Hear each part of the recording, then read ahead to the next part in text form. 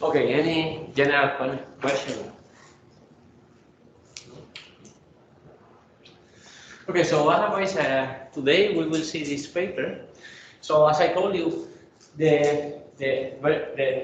what we are seeing along the course is the very basic image processing. The most advanced or the more advanced image processing are in papers. Is in papers. It is not in books or normal courses. But I think it is important for you to get familiar with these ideas. So, cuéntanos un chiste, Silvia, anda. ¿Puedo contar más en descanso y así me lo único? Por favor. Es que Hay que me repasar.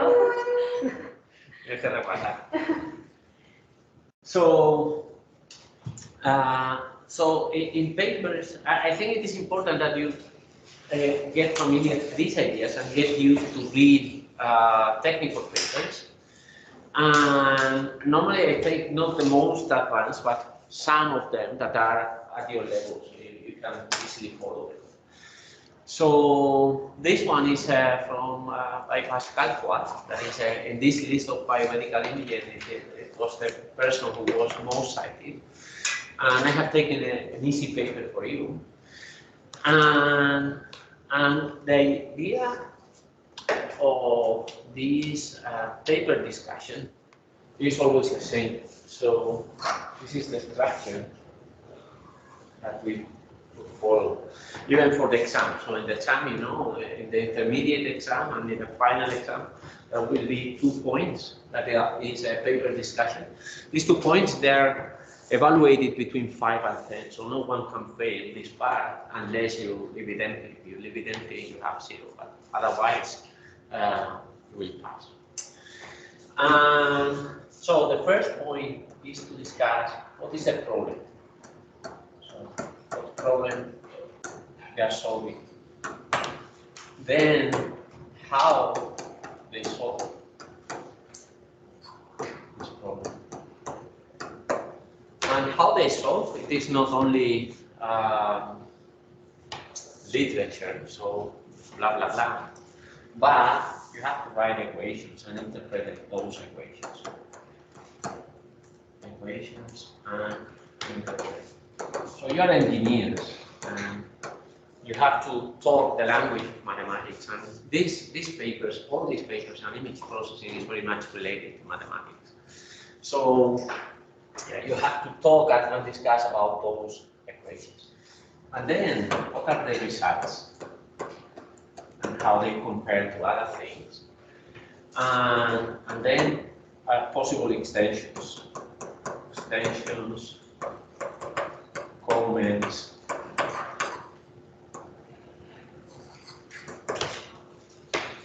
Actually, for your own practice, it is almost the same.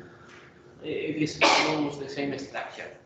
So you know, we will start tomorrow the practice. So tomorrow we will spend some time choosing which practice you want to make. And the structure is almost the same. So what problem the paper is solving, your practice is solving, how it is solved, but at the level of equations and interpretation. For the code, for your practice, there is something else that is mapping these equations onto code. So you have to find, okay, the method uses some equations, but I have to find those equations in my code. And then you have to run it, and then you will have to comment and discuss your results. Okay, so let's do that for this paper. So I'm sure you have read the paper. I don't know why. Here. So what is the problem they are solving? What is it? A problem with the computational with the computational speed and resources required for comparing images. Yeah. So it is about comparing images and how to make it faster. Okay. Then how do they solve it?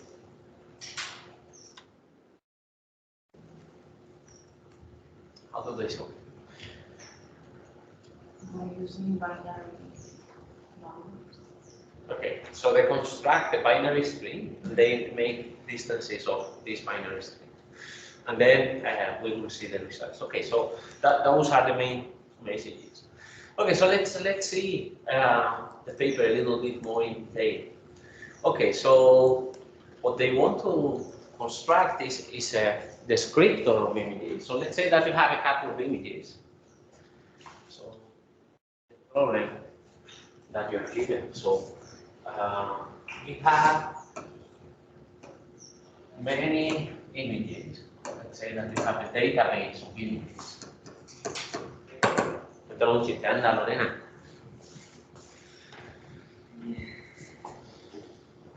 ¿Cuál es el último manual que subió a la academia? El film. Okay, so let's say that you have a database of images, and you have one that is your query. So let's call it IQ, and you want to determine which one is more similar to IQ. Okay, so you have to compare this one with this one with this. So you have to compare the query image versus all, and decide somehow, compute some distance, and decide which one is the most similar. So what will be done is, actually, they don't show any figure, because they assume that you know this, but and this is an interesting idea. Papers are entry points to a subject. So that means if you don't know something, look for it. Okay. And so, for instance, I will look for something that is more known, that is C. These breakpoints, they are also known, but I'm sure that I will find better images like this. And so the idea is that you identify a few points that are somehow distinctive of that image. So you're looking for places where you can construct a descriptor, and that descriptor is will tell you something about the image. Okay, so now that you know a bit about image processing. So, which would you say are interesting points for constructing a descriptor on top of it? So, from the whole image, which are the most interesting points? The ones with the more details. With the more details. And how do you define details? Like the edges of edges. So you have to detect the edges, and we saw yesterday how to detect borders. And once you have edges, you have to choose a few of them, so not all of them. But you choose a few of them, and then you compute the descriptor on the edge. Okay, so the procedure is something like this. Okay, so let's say you have to follow the same procedure for IQ and for the images in the database. So you have your image, I don't know, let's say this is your image, and then you have to identify interesting points. So interesting points are points where there is a lot of derivative, and these extreme points, they have a lot of derivatives. I don't know, let's choose a few more, something like this. And then on each one of these points, you will construct a binary string. So you will construct something that describes that point.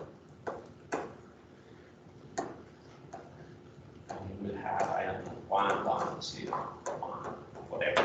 They need to be of the same length. And now you have another image that is similar. So maybe this one is kind of almost the same. I don't know how to draw it, but it is almost the same. and then you have this point. And what you hope is that your descriptors uniquely define the structural shape around that point. So you hope that the descriptor is exactly the same.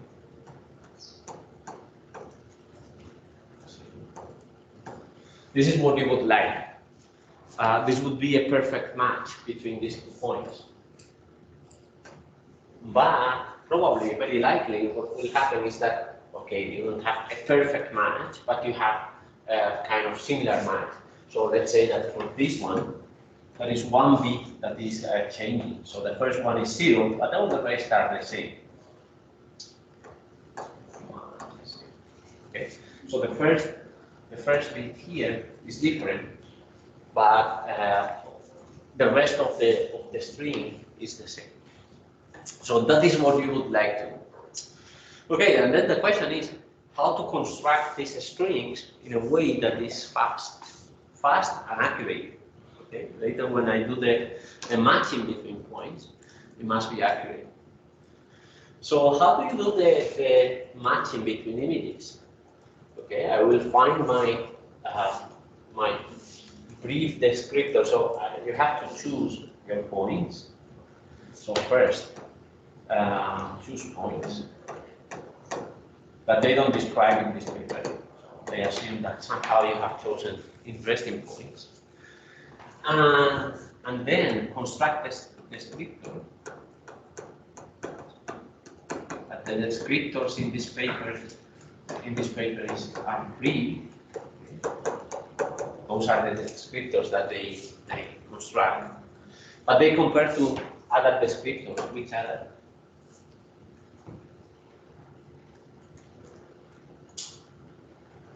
Which is the other set of descriptors that they compare to?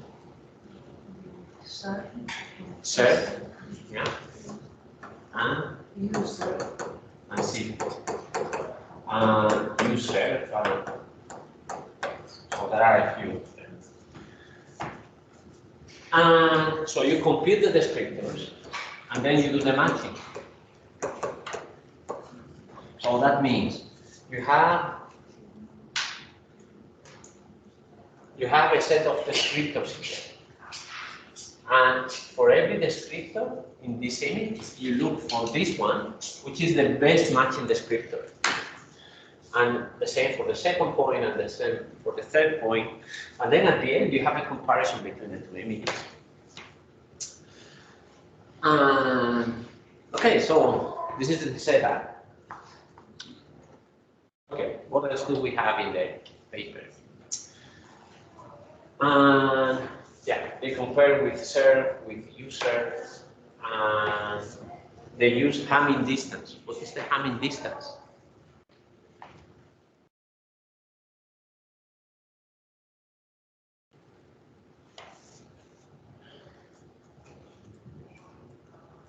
So what is the Hamming distance? I'm sure you know this. The distance of Hamming between 2 words is what?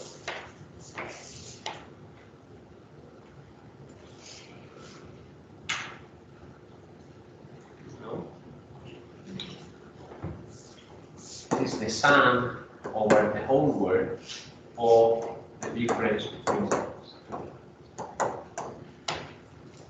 That's it. It is something very easy.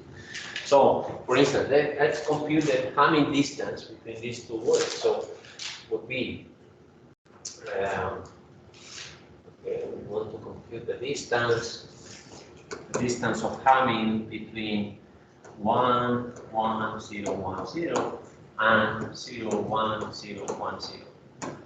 Okay, so we have to compute one by one, bit by bit, how many bits are different, and that is the way to express it. Okay, so we would have 1 minus 0, and then all the rest they are the same. So this would be 1 minus 1 plus 0 minus 0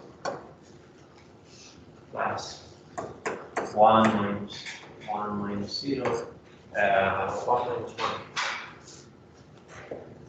1 minus 1 plus 0 minus 0. This is 1. So there is only one bit that is different between the first one. Okay, so this is the Hamming distance. So it identifies how many bits are different between two binary words. Okay, so they will use Hamming distance. Good. And then there is something interesting that you have to get used when you read papers. That is, there is always an introduction section, always. So in this introduction section, they describe the problem that they want to solve. And what they discuss here is that, okay, there are other techniques like PCA, LDA. This is called principal component analysis, linear discriminant analysis, that probably you don't know these ones. But again, it is up to you. You should have at least look at what is the meaning more or less of these things. Okay? And they will appear more times along the course, so I will introduce them later. But PCA is a way to reduce dimensionality. So let us look for something to understand what it is.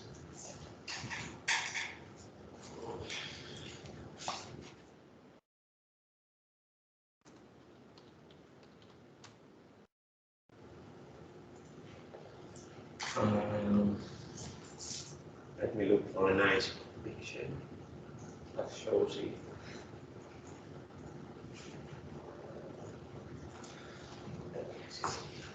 PCA embedding, not embedding, projection. All these pictures are fine if you don't know PCA, but they're not very useful to understand. Maybe this one is the one that is more similar. Yeah, probably this one. Okay, so for this one. So let's say that you have vectors of two components, and you want to find what is another representation of those vectors that has fewer components but keeps more or less the same information. Okay, so I do a rotation of my axis, and instead of using these two axes that give me my two components of each one of the points, I make a rotation, and this will be my new basis. In this new basis, in one of the dimensions, there is a lot of variation, while in the other dimension, there is much less variation. So that means that if I tell you only one number, okay, you will not get exactly the same point, but you are close to it. So if I give you only one number, you will be in one of these green points along this green axis, but you will be close to your original point. And I have saved one number, so instead of giving you 2, I have given you 1. And this actually, it is very useful when you have not 2, but you have, let's say, 40 features that you have measured. And then, instead of giving you 40 numbers, with only 2 or 3, typically I give you more or less the same information as with the 40. So this is PCA. And LDA is a technique to make a classification. LDA classification.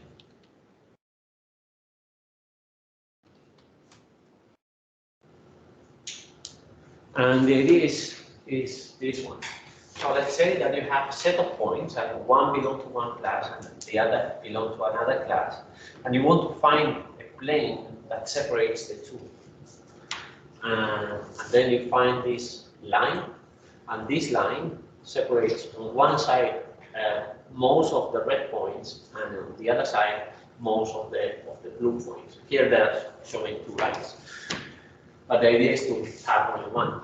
And of course, you will have some mistakes. So this red point, you cannot classify using the LDA.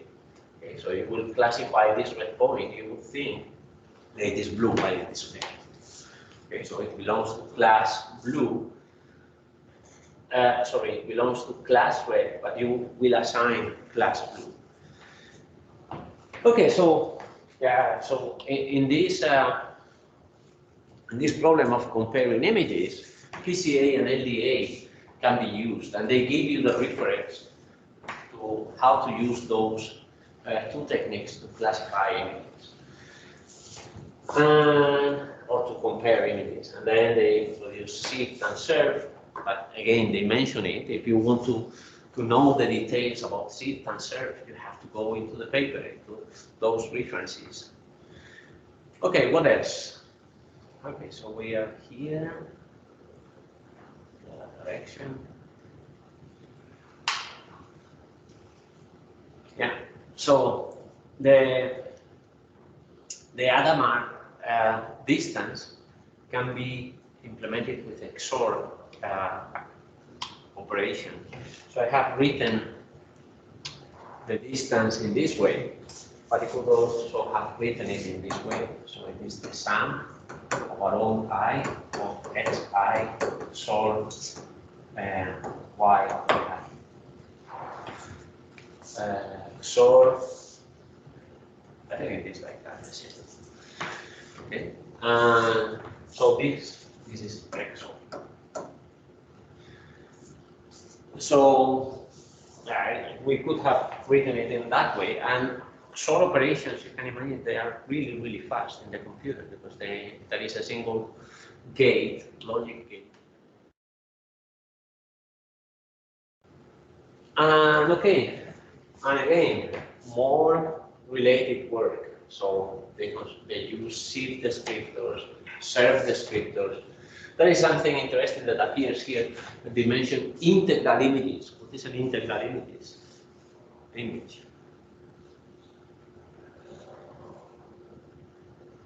An image that is represented with integers. So we already, those are the ones we are used to, that the gray values, they go from 0 to 255, for instance. Okay.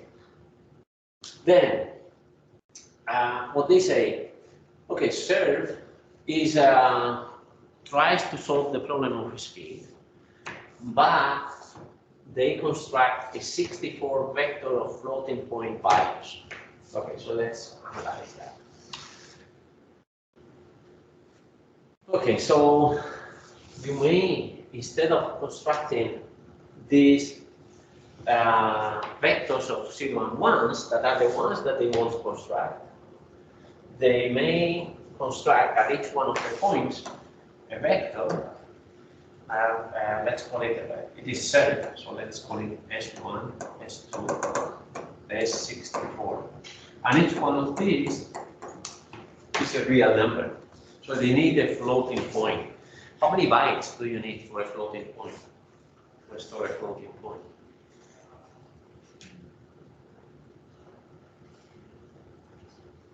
How many bytes?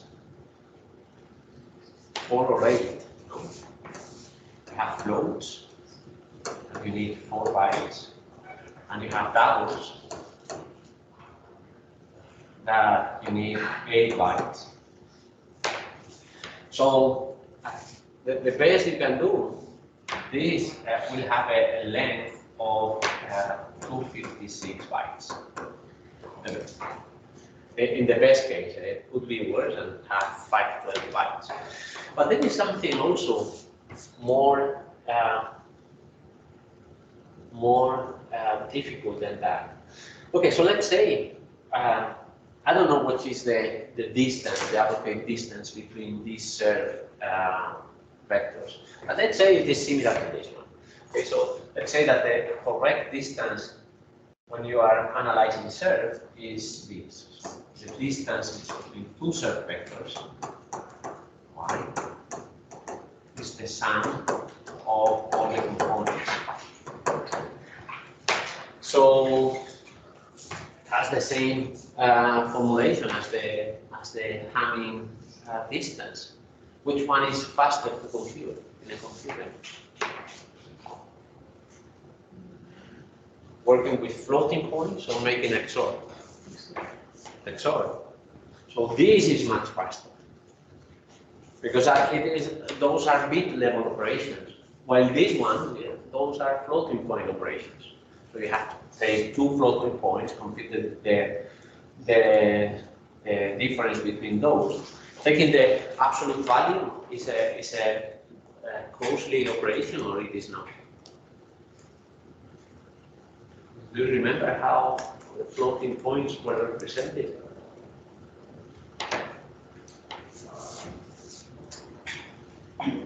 They are represented like this. Just this, because you have to change all the bits on inversion. They were represented like this, so they have 32 bits. Let's say in the case of 4 bytes. And they have a bit of sign, and then about 7 bits of the exponent, and then something called the mantissa. Mantissa has 24 bits and 1 bit for this. So if you want to take the absolute value, what does it take? Simply to make this sign 0. So it is a bit operation. So again, taking the absolute value with floating points is nothing. But computing the difference is not. So you have to do real calculations there. So that takes time. But changing the sign, it is nothing. It is simply putting a 0 here. Okay, then. So serve construct vectors that are a floating point. And yeah, more about principal component analysis, linear discriminant embedding, that is related to this linear discriminant analysis that I showed you before. There is another way, that is quantizing its floating point coordinates into integers. So that is, okay, instead of making this number to be real, I can make these numbers to be integers. So if they are integers, now integers, the difference between two integers is much faster to compute. Much faster to compute. But then you have to turn this into a 32 bits integer. And somehow there will be a quantization there. So you have to quantize this real number into some integer number. Okay, good. Okay, so they are unhappy, and this is an important motivation. So you write a paper and you develop a new method because you are unhappy with the performance of the existing ones. Otherwise, you don't do the extra effort. So they are unhappy with the current solutions, and then they come out with this solution. Okay, so this is the brief. And any one of you can explain more or less what the brief is? Instead of doing the amount of operations they needed, they decided to convert the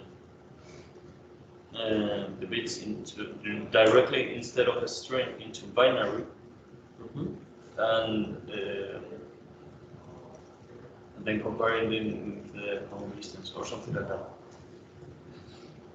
Okay. Anyone else?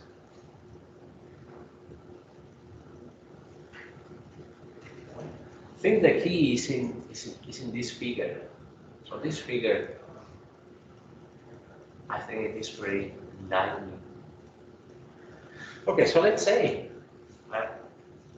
keep in mind these patterns. Okay, so let's say that I have an image. Okay,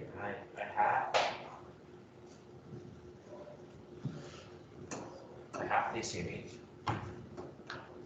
There was a smoothing operator, so this is image 1. Say. There is a smoothing operator, and this smoothing operator will be, for instance, and you already know, and which smoothing operator they use. What do they use to make it smoother? We saw it yesterday. Convolution. They use a convolution, not with the kernels that we saw yesterday. So we saw yesterday, for instance, this kernel here, that is 1, 1, 1, and then multiplied by 1, 9. So we saw this blurring kernel. They use something different, that is a Gaussian kernel. So they have a kernel whose shape is a Gaussian. Okay? It is a two-dimensional Gaussian. Let's look at one.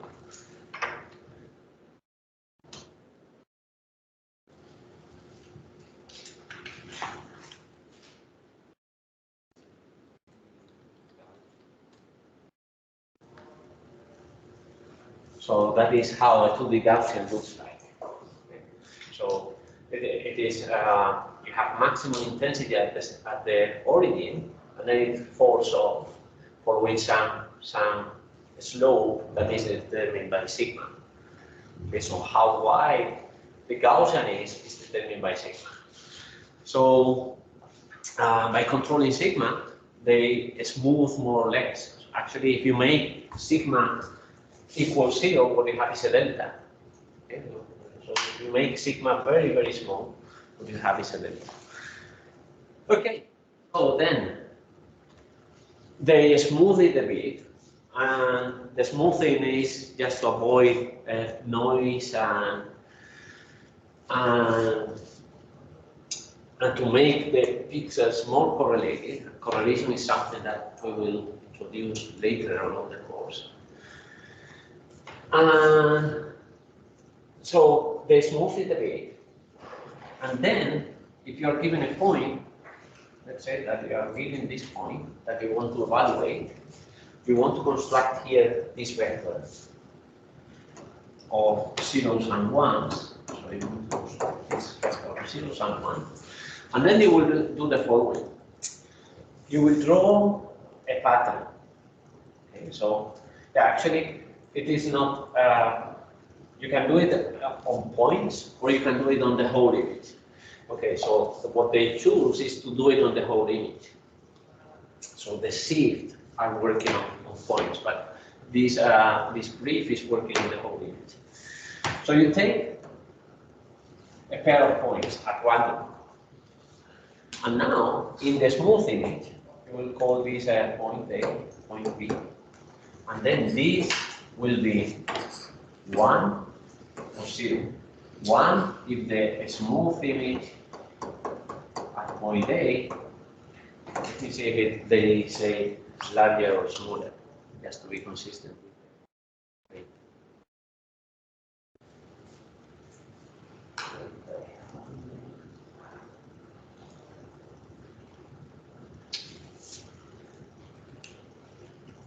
Let's see what they say. 1 if it is smaller. Doesn't matter, but just to be consistent. So it is 1 if it is smaller than the smooth image at the location B. And otherwise, if it is larger, then it is 0. And then you take another set of points. So you take this one and this one.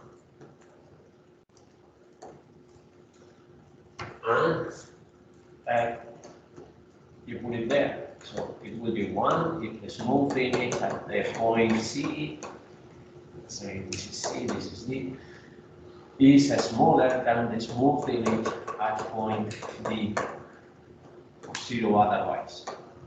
It is. You have to put equal somewhere, because otherwise it is undefined. Very good. It is very unlikely that there. And then you define many, many random comparisons like this. How many? Around somewhere between, let's say, around 128 comparisons. And with these 128 comparisons, then you have this,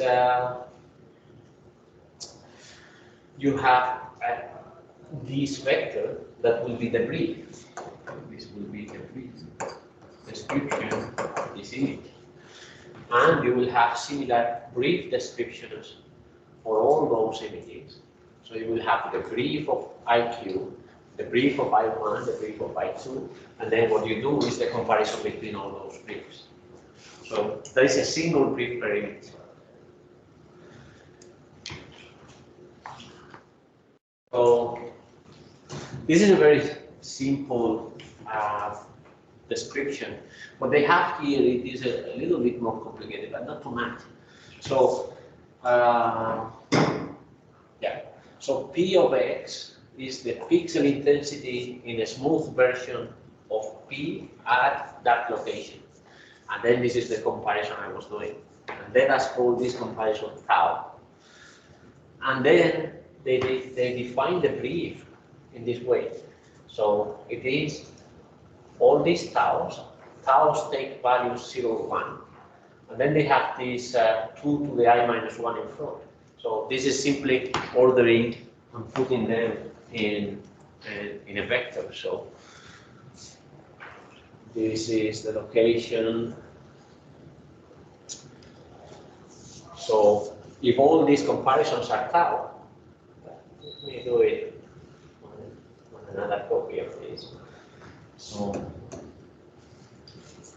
and I will make them bigger so that I can write something inside. So this will be 2 to the 0, oh sorry, let's start on this side. 2 to the 0, tau 1. So 1 is this line. Okay, so this is line 1, this is line 2, and you will have up to 128 lines. And then this will be 2 to the 1, tau 2. And this will be tau to the 2, tau 3. You see? And that is exactly what you have. This is this expression. So for the line I, you calculate tau between those 2 points, and then you put it at the bit I. I starting from 0, 1, 2, and so on. And then here they tell you which are the number of bits, number of lines that they have tried. So they have tried these lines, these many lines. Okay, what else? Yeah, so for instance, here, if we use 128 bits, how many bytes do we need for that? We need 8 bytes. So this is 8 bytes. We may compare it with these ones. Well, the serve. The serve in the best case, they need 256 bytes. So there is a saving by factor 8. So the briefs are 8 times smaller in size than the serves, and the operations are also faster. And let's say that here they have only 4 images. Let's say that you are keeping the database of images in Google that has billions of images. What would be the size of the serve for that database? So that would be huge. So having a saving by factor 8 is very important. And also, when I have to compare this comparison, the faster it is, the better. So yeah, you are not, Google doesn't do like this, but you get the idea. So you have a huge database and you have to search for something in that database.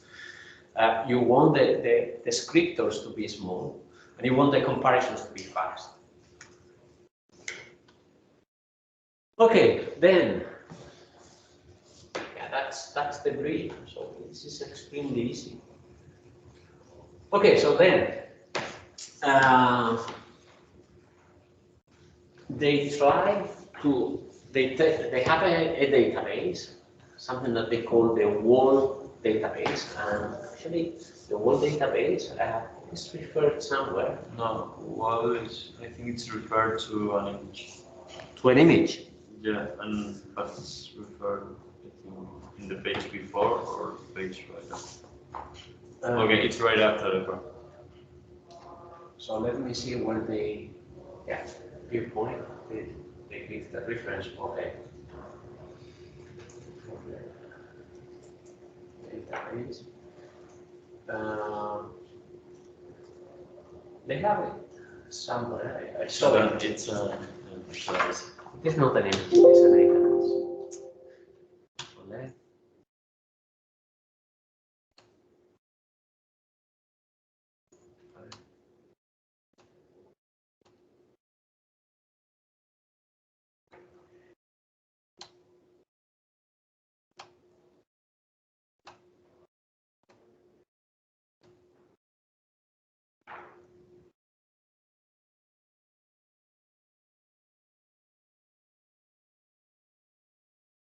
Actually, you can find it. It's in the figure 1, right after the description of the figure. Page 1. No, there it is. They give the URL.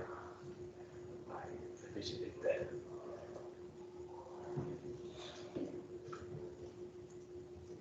Yeah, is it there? Let me look for It's in HTTP. figure of in the page 6, Okay, so page 6. I think.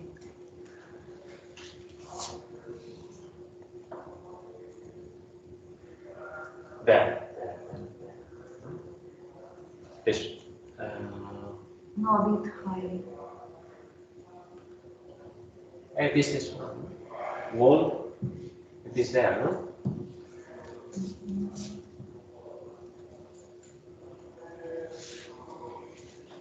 Doesn't go. Oh, yeah, it does.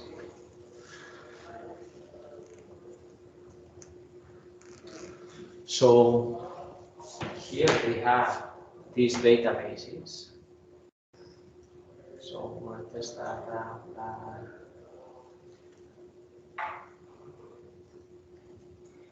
I think it is one of these. But there are places that give public images to test your data. And then the wall, I think it is one of them. I think it is this one.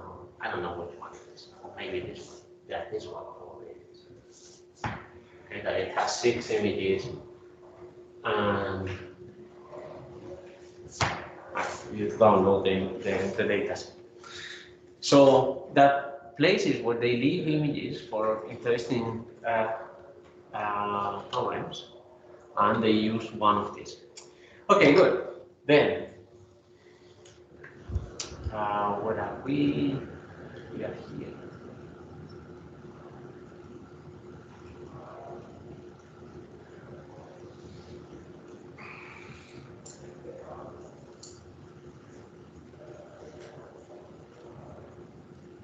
Okay, among those 6 images of the database, the database is very small, only 6. Okay, among all those images, how, what is my performance in recognizing which is the right image? And they report here for different images. So it seems that the 6 images is the one that is more difficult. And they try with different sigmas. And this is something that is also very typical in papers. That is, you have to try your methods under different conditions and to tune, and not to tune, but to see how sensitive is your method to the parameters of the method. So what are the parameters? So the parameters is the smoothing, and then the pattern of your comparisons and the number of bits. Okay, so here they are comparing with the smoothing. So you can see that this is increasing sigmas. So you see that for many images, most of the sigmas they don't care, but there are a few of them for which larger sigmas are in generally better. So in principle, this technique seems that it's better to use some kind of larger. And then, what else? Yeah. And then the pattern. Okay, so what kind of patterns are good for this detection? And they define a few ways to choose those lines, those comparisons. These are the visual appearance of those. I think they are described here. So spatial arrangement, and then they define different ways. So for instance, X and Y are uniformly distributed along in the whole image. So the image is of size S times X, and they go from minus S half to S half. So, and this is related to something that we have also introduced on the course, that is the origin of an image. So you have an image, and let's say that it is of size SS. But what is your origin? Your origin could be here, that is where they are using it, or your origin could be here. So if it is there, it goes from 0 to S minus 1. So let's be a little bit loose about this. Okay? I don't want to mess up with all these minus 1, minus 1/2, or whatever. So they go from 0 to S.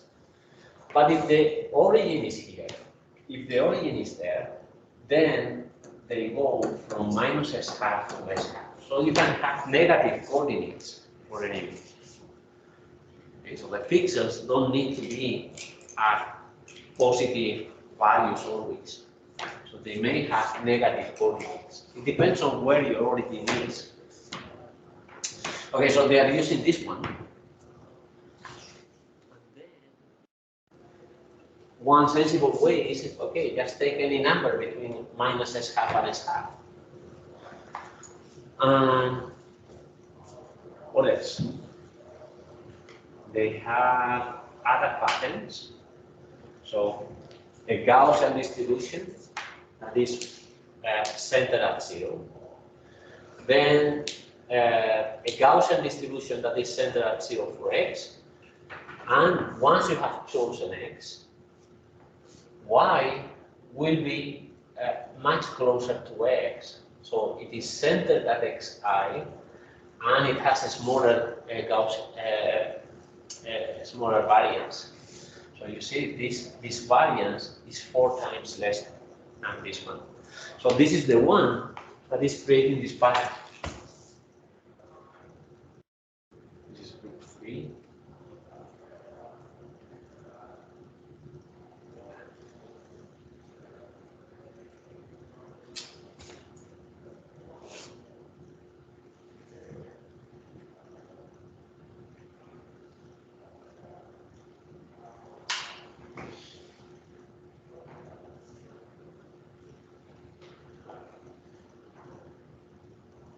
Okay, group 3, this is one.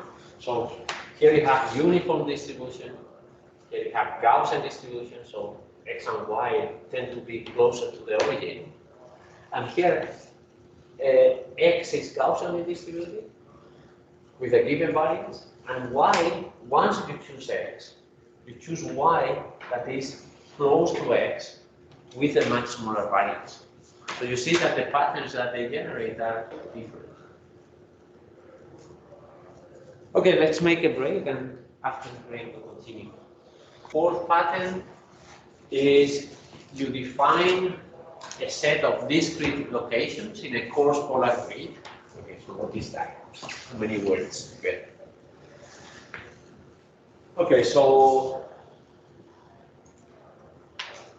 a coarse polar grid. So,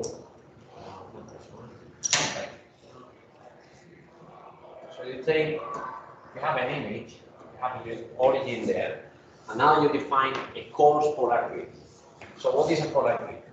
Polar grid is something that takes points around circles.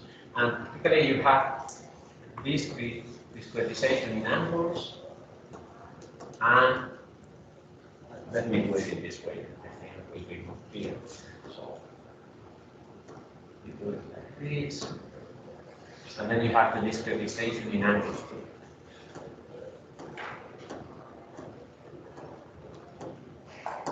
So your sampling points would be these.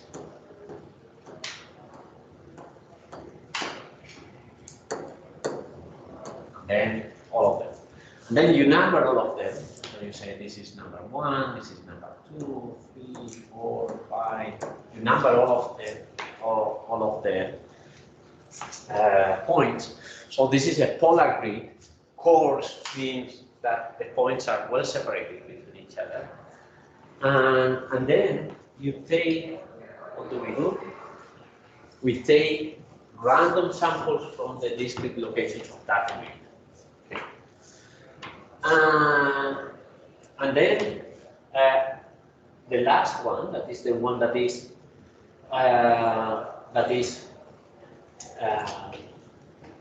considered, is the one that is uniform. It takes all possible values on a coarse polar grid, so that is why it has this star shape. Okay, so which are the parameters of our method? So we have sigma, that is the smoothing, and we have explored already the effect of sigma on the results. We have the sampling pattern, and now we will explore what is the effect of the sampling pattern on the results.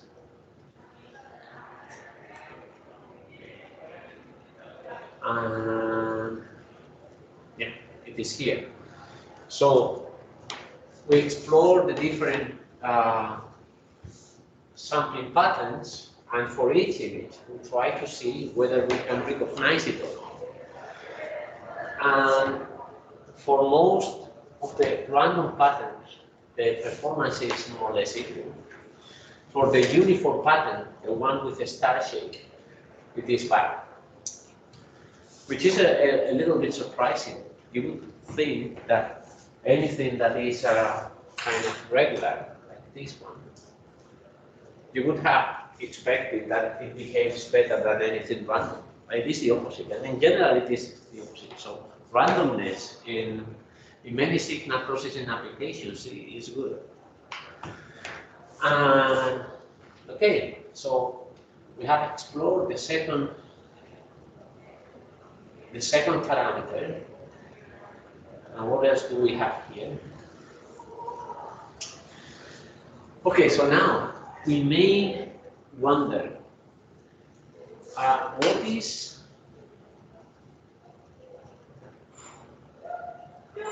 okay, so let's say that I take points that are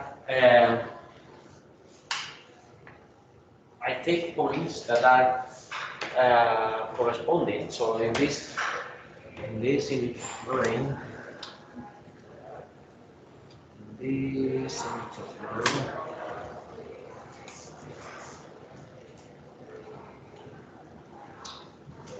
okay, so you take two corresponding points and you compute the distance between the brief calculated around those points.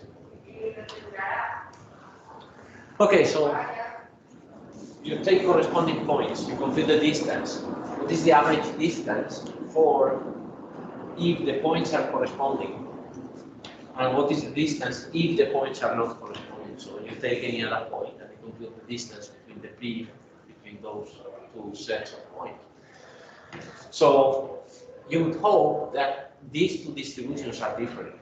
So if you choose corresponding points, the distance, the Hamming distance should be smaller than if you take any 2 points at random. So this is what is happening. So for this image, so you see that barely, almost never you get a zero distance. So these are having exactly the same representation is very rare. But the distance tends to be smaller than if your points are random. And that happens for the differences here are the images they are comparing. So image 6 in the database is more difficult. You see that the two distributions overlap much more than they do for image 1. So separating and recognizing image 1 should be much easier than recognizing image 6. Let's see if that is the case. You see, any recognition rate that involves image 1, it is much simpler than any recognition of image 6. Okay, and I think we are done.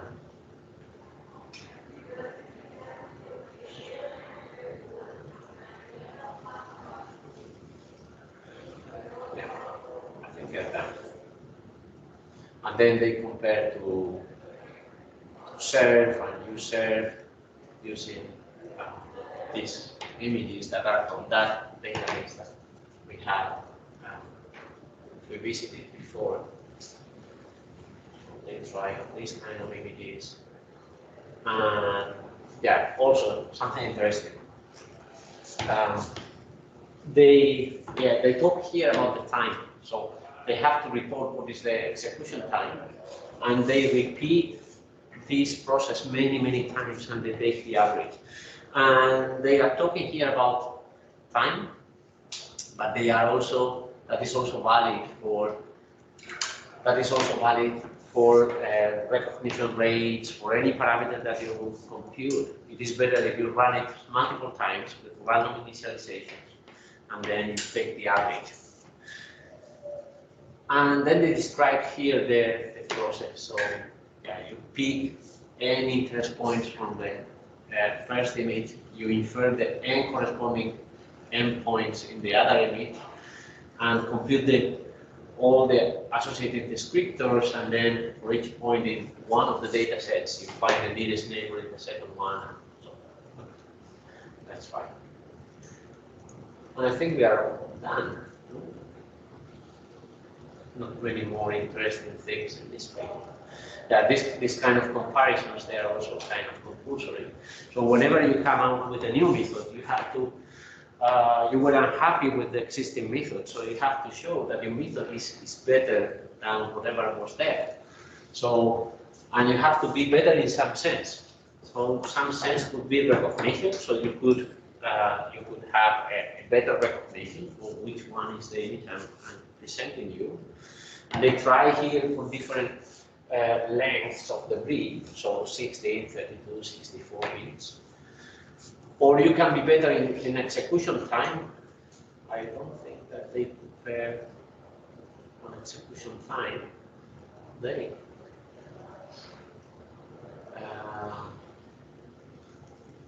Yeah. Another parameter is the number of key points. So what is the number of these points that you choose in the image? Okay, so you see how it behaves. And in general, it seems that if you take too many points, this is actually bad for your comparisons. So it is better to choose not a very small number, but also not a very high number either. And then, yeah, here they compute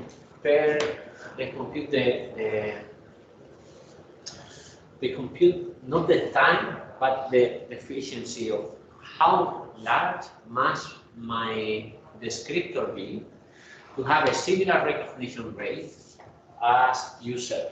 So they take user as reference.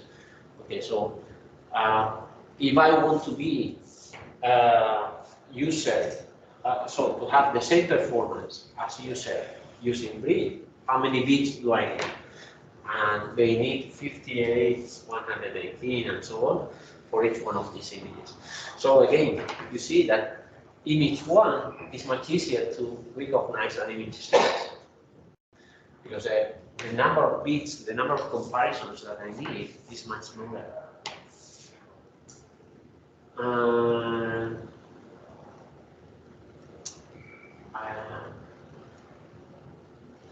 How sensitive those comparisons are to rotations. So if my images are rotating, so the pattern is fixed.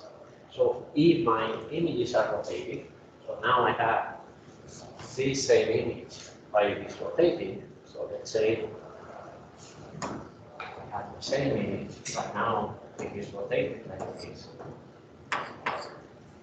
Then, because the pattern is the same, so all these comparisons will not be, so when I make the comparisons of matching points, they will not be the same.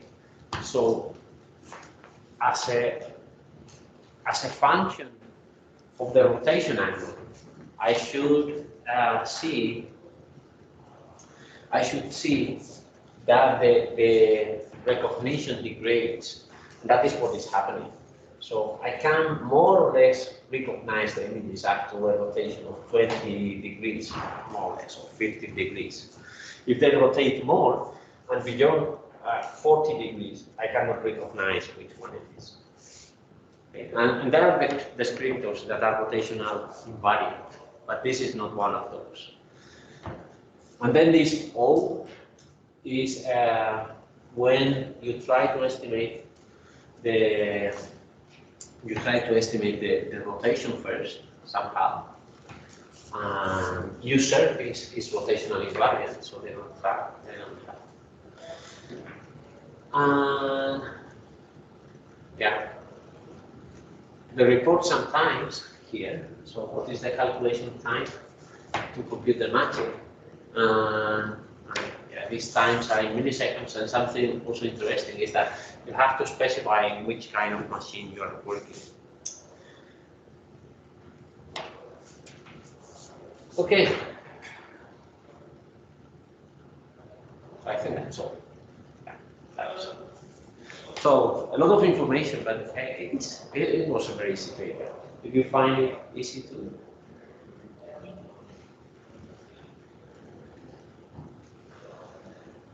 How are you going with the new course?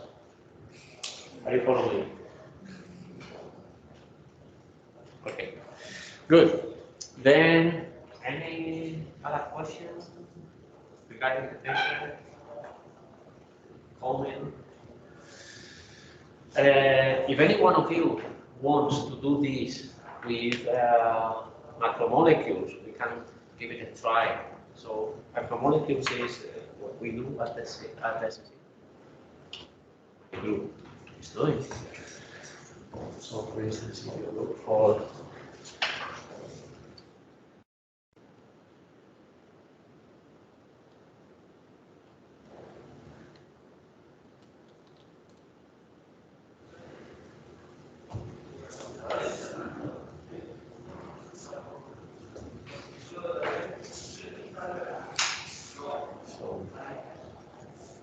can I get out?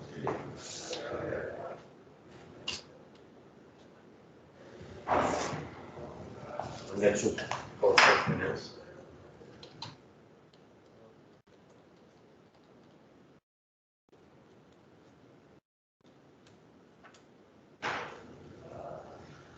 So it is this kind of objects. So of this kind.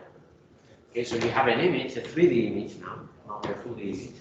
But you have a 3D image, and let's say that they are in arbitrary orientations with respect to each other, and you want to recognize what is the right rotation between the two. And we may use this brief, for instance. So if any one of you wants to do that, you are invited. You will have to do a practice anyway. The difference between this practice and the ones that we do is that here you will create the code. In the other one, the code is already created and you have to understand it. Okay. Another question. Then I left you yesterday the next paper for a couple of weeks, but for some reason it doesn't appear in the team, so I will check what is happening and make sure that you get it.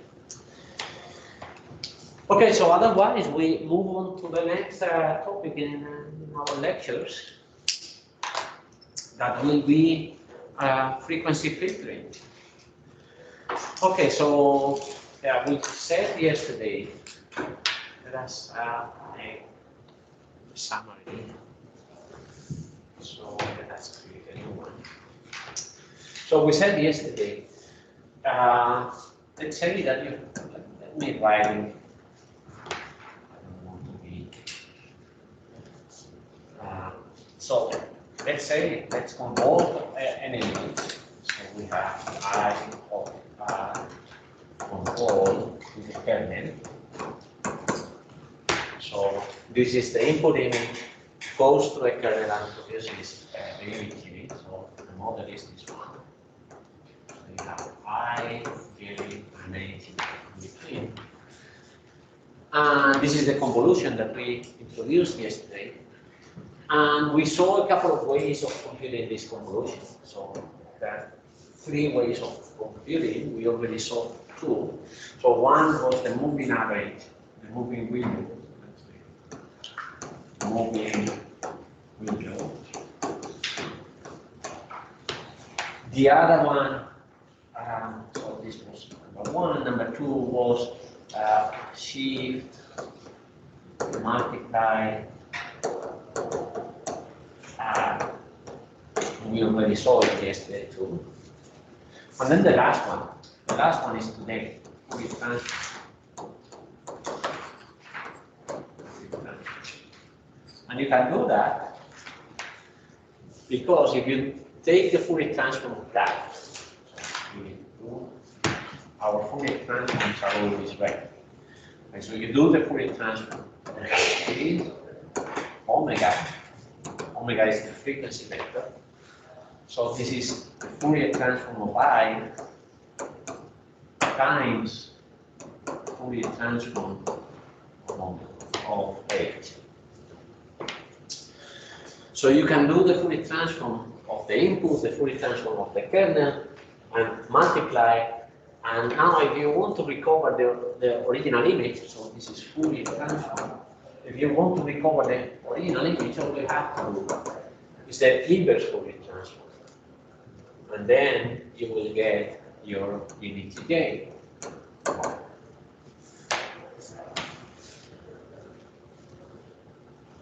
Be aware of something.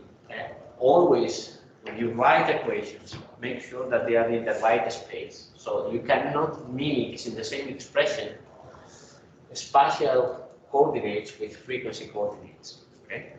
Unless you are in the Fourier transform. The Fourier transform is the one that makes the two. But otherwise, all the other expressions, they have to be in their own domain. Okay, so yeah, let's do that. Okay, so what we are exploiting is these 2 properties of the Fourier transform. Actually, those 2 properties are really, really interesting. So this is one of the properties that the Fourier transform is one of the properties. The Fourier transform of a convolution is a multiplication. There is another, duality. So duality of the Fourier transform. So that's blue. I don't know which color, blue. So now, let's say that I have an image, but now in real space, that is the multiplication between 2 images. Let's say, and I want to call this a mask, so I will call it M. And a mask is something like this. Okay.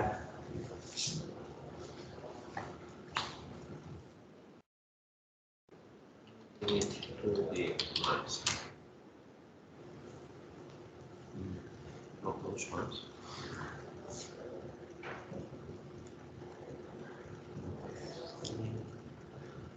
Segmentation. Next.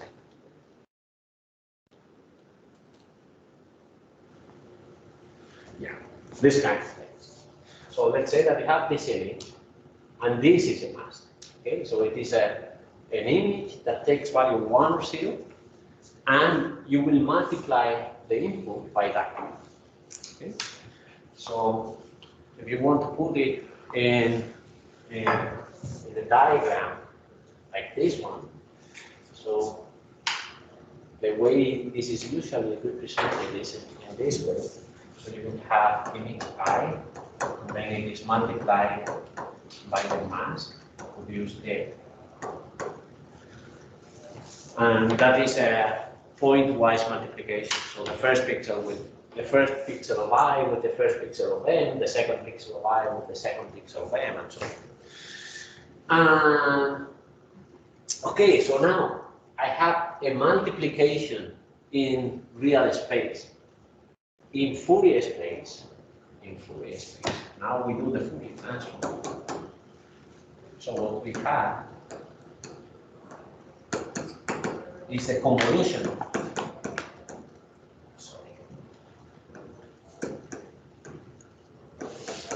Convolution with the Fourier transform of the mask. And this is our second property. So there are two properties that are interesting here. And they are the word that you use to relate those properties is duality. So that means if you have a convolution in real space, you have a multiplication in real space, in Fourier space. But if you have a multiplication in Fourier space, what you have is a convolution in real space. Convolution in Fourier space. Okay? So multiplication in real, it is a convolution in Fourier. Okay, and these two properties, they are dual of each other. This is what is shown here. So this is that is what it means. Okay, so the Fourier transform of the convolution is a multiplication. The Fourier transform of the multiplication is a convolution.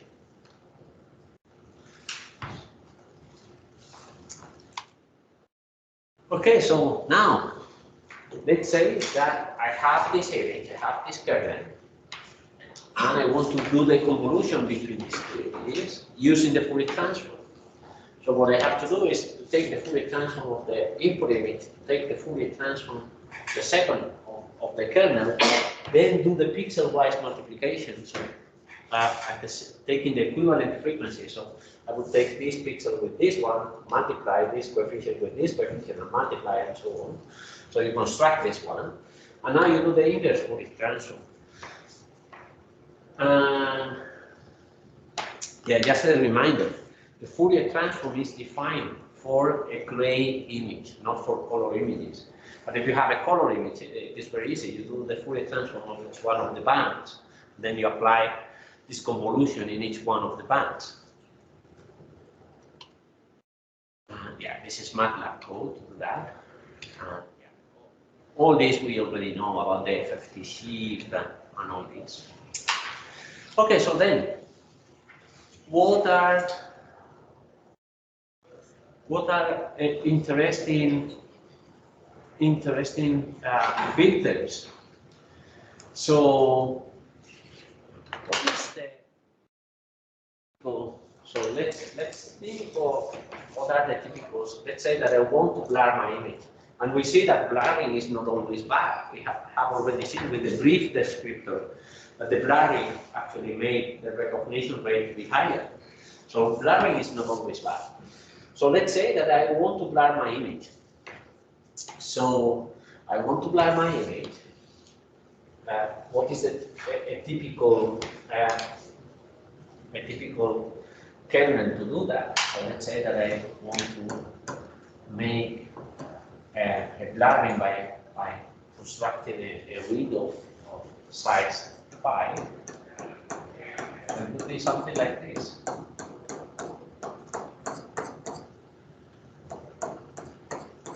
So you have 5 times 5 kernel. The origin, you always have to specify the origin. So the origin is here. And this is a blurring kernel. So you convert your image with this kernel, and then your output will be blurred. Okay, but then sometimes, how do you choose these numbers? So these numbers are very easy, but are they only numbers that make low-pass filters? They are not, of course. So how can I design my kernel? And you know another way of designing kernels in Fourier space. So you can say, okay, your kernel will look like this. In Fourier space, I'm only plotting one dimension, because it is the one that I can draw. But you can say, okay, your kernel will be like this. So this will be 1, this will be 0, sorry, this will be 0. This will be 0 in some sensible place. And then you have your minus pi pi. And this is your cutoff frequency. Let's call it omega c. So this is your cutoff frequency. And you know this from signals, from 1D signals. This shape in 2 dimensions. So in 2 dimensions, now this is my omega plane. My origin is here. I will have a circle. This circle is full of 1s, and then outside I have zeros. So all these are zeros, and all these are 1s. So this is how this low-pass filter looks like in Fourier space. This is a low-pass filter in Fourier space. And so now, if this is my low-pass filter, it must have a kernel shape. So what is the age? What is the age? What is the age? Sorry, not vector. This is not a vector. So what is the age corresponding to that? It's very easy. It is the inverse Fourier transform. Inverse Fourier transform of your kernel. And this will give you kind of weird numbers. Actually, in 1 dimension, what is the in 1 dimension? Let's make it back. In 1 dimension, what is the inverse Fourier transform of that?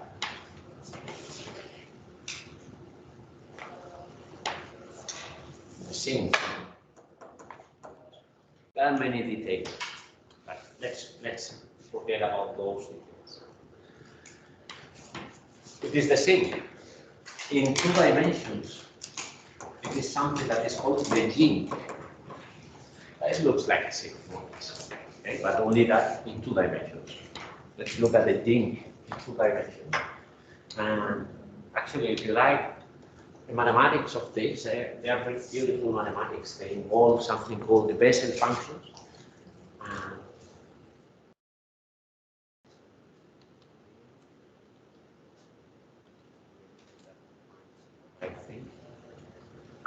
So this is more or less like a sink.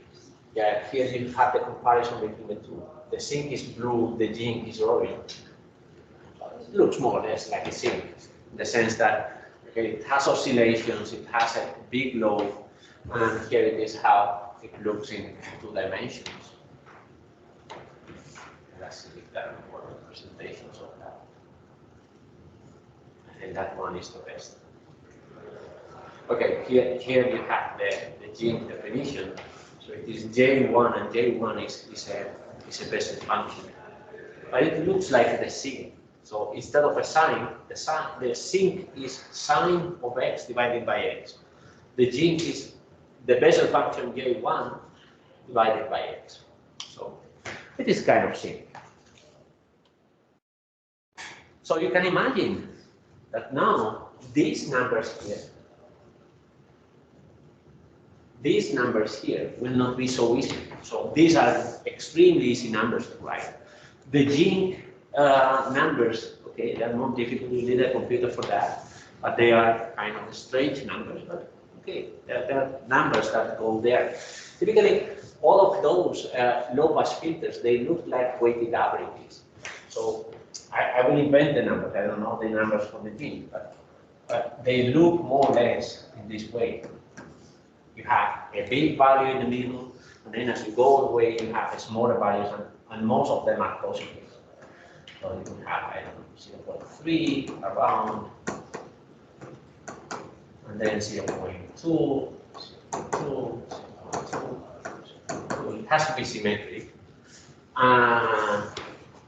And then you may have some negative numbers, let's say minus 0.05, minus 0.05, and then you are positive again because of the oscillations.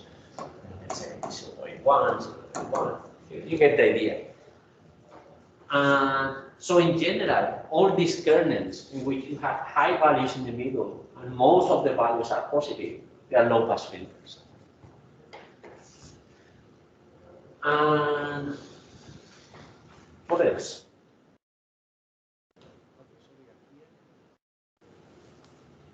The jink is not the only one that I can construct. For instance, I could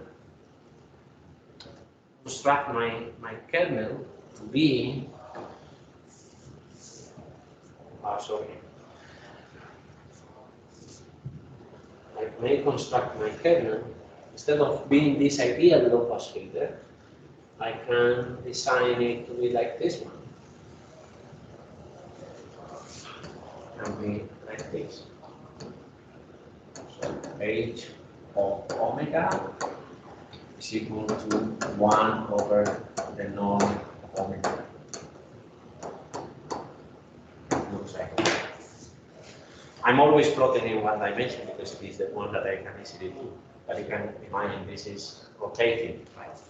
So it is radially symmetrical. So you may define it like this, and then you would have this expression. This is exactly that.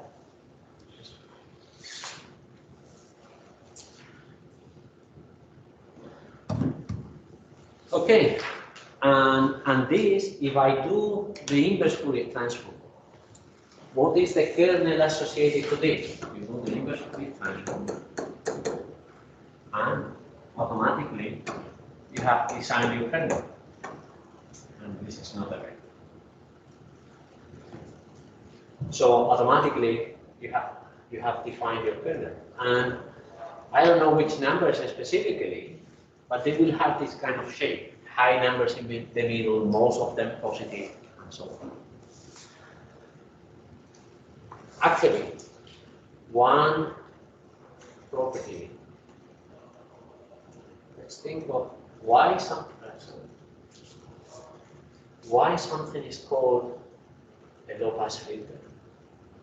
Let's think of the following. We did this reasoning in one dimension in one of the previous classes, but I think it is useful. Okay, so let's say that I have, make it with more standard notation. Omega is the input times the h. Okay, so if it is a low-pass filter, how is h of 0? So how it has to be the h at frequency 0? The maximum. Maybe not the maximum, but it has to be larger than 0, or at least different from 0. It cannot be 0. Because if it is 0, then the constant that is shifting the whole image up or down is deleted. So it has to be different from 0. Who is h of 0? Okay, so let's write this.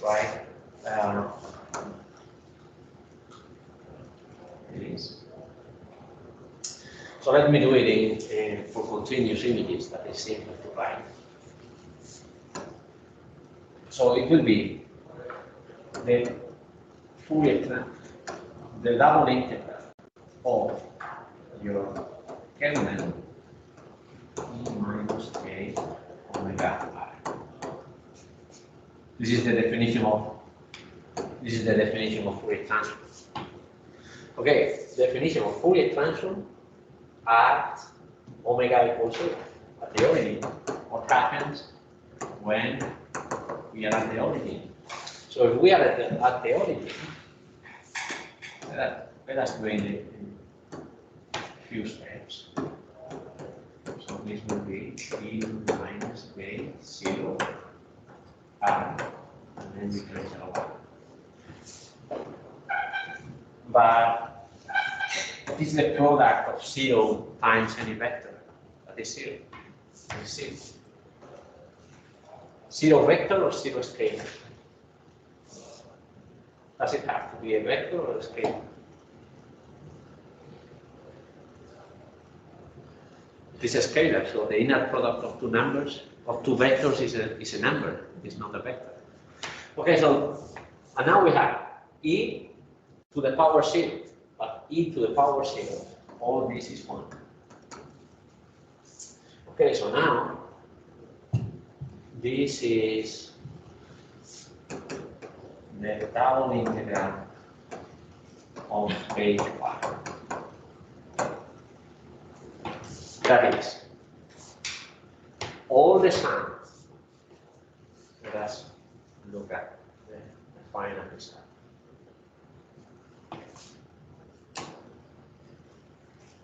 At the origin, what we have is the sum of the curvature. So that is why I told you, okay, when you have a low-pass filter, you have typically this kind of structure, where you have a large value in the middle, and then most of the values are positive. Why? Because if most of them are positive, the sum is positive. And then H0 here will be different from 0. If we have positive and negative numbers, and more or less they add up to 0, then that is a bandpass filter. Those are bandpass filters or high-pass filters.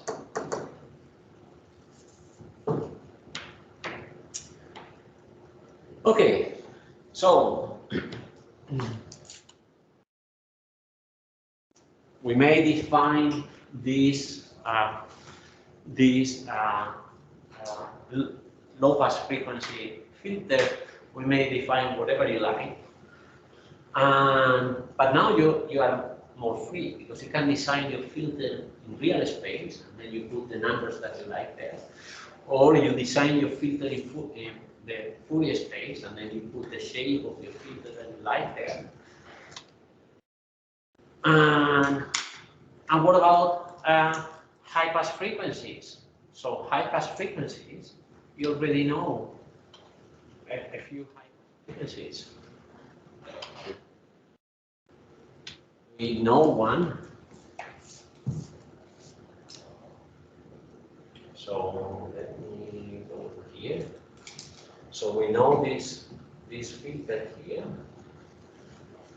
That was like this, for instance. It was minus 1, 0, 1. We saw it yesterday.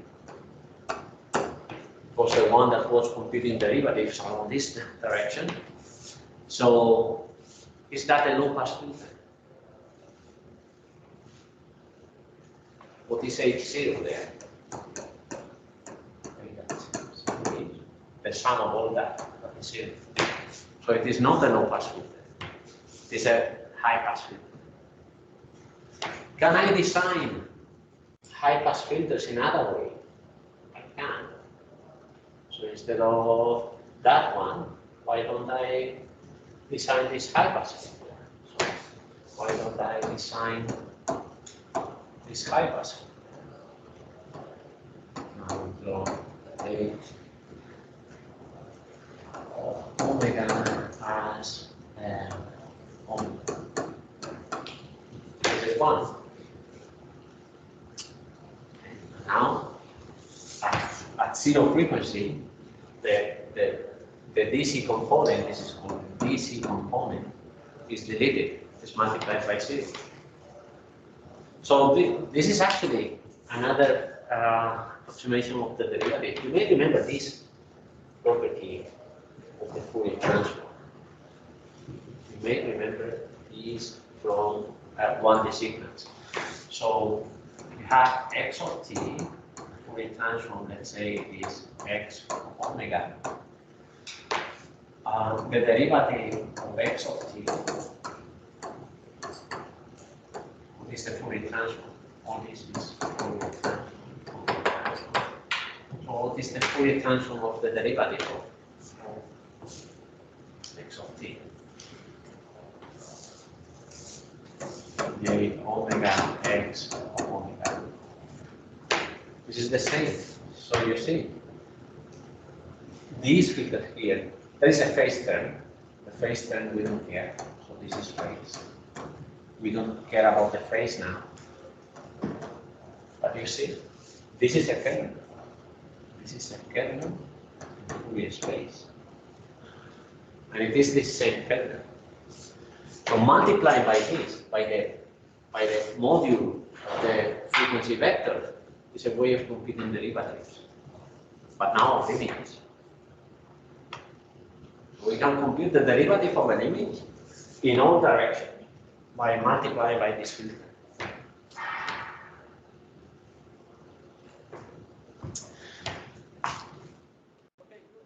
Then, well, we have there the same filter.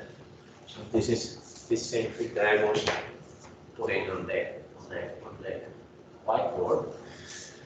Simply there is an alpha in front, so there is a scaling factor. But the scaling factor we don't care.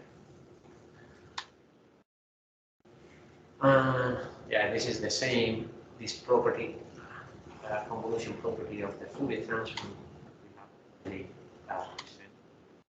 Okay, so let's see how these impulse responses look like. Okay, so you may multiply in the Fourier domain by this filter, or you may convolve with that one. So you may see the ripples, if they're faint enough so that you don't see the ripples. But here you have a 1D profile of that. So you see that in the spatial domain, in the real space, you have oscillation. And this is this gene that I told you. Okay, so then, what happens if I make my filter smaller? So if I make my filter smaller in Fourier space, it has to be wider in real space. And that is something that we already know from this uncertainty principle. So we already mentioned that if a signal is very compact in one domain, in the other domain it has to be very wide. And this is what is happening. So now it is more compact in Fourier space, so it has to be wider in real space. Okay, so either you multiply Fourier by this or you convolve by that.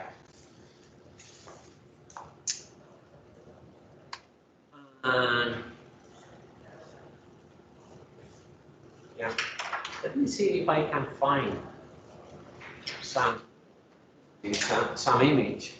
You will see this convolution with those ripples. So we are convolving with something that has ripples. So microscope. See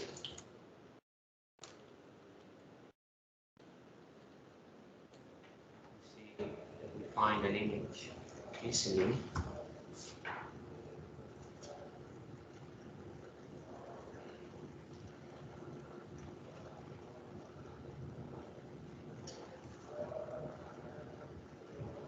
We don't have. You see those ripples also, for instance, let's say that this is the typical design of an electron microscope. And let's say there is this aperture, there is an aperture here. So this is a piece of metal, and the electrons cannot go through. And you're convolving with something that looks like that again. And if you put this aperture, you shift it to the right because it is misaligned, then you see the convolution with the ripples. So you see the convolution, this kind of functions, and you see the ripples in the image. Okay, then let's say that we have that image. This is the power spectrum. This is the phase spectrum. Now we will filter it with this ideal low-pass filter. you have to multiply both Fourier transforms. This is the multiplication. And then you do the inverse Fourier transform. This is what you get. Okay, so we have blurred our image with a kernel whose shape is this one. Okay, this kind of shapes where they have oscillations. And yeah, this is just another comparison. See? Trying to make it great. Any question about this? No. Okay, so then otherwise we